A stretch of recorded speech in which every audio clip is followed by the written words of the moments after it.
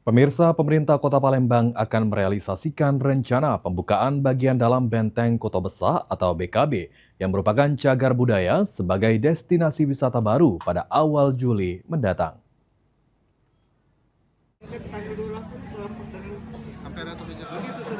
Asisten Satu Setda Kota Palembang, Ki Agus Sulaiman Amin menerangkan, dengan dibukanya BKB sebagai destinasi wisata baru, wisatawan yang selama ini hanya bisa mengagumi BKB dari luar dapat masuk ke dalam tempat-tempat tertentu di BKB yang direncanakan di awal bulan Juli.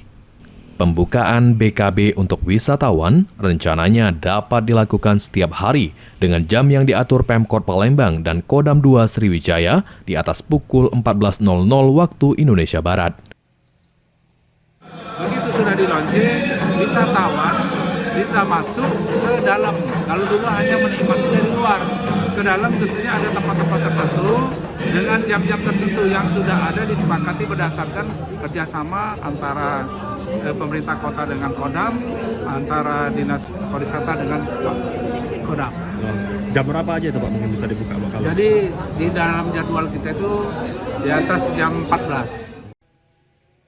Selain itu, nantinya BKB akan dilakukan revitalisasi, di mana dalam pelaksanaan revitalisasi BKB tidak akan menghilangkan keaslian BKB sebagai cagar budaya. Sandi Pratama, PAL TV.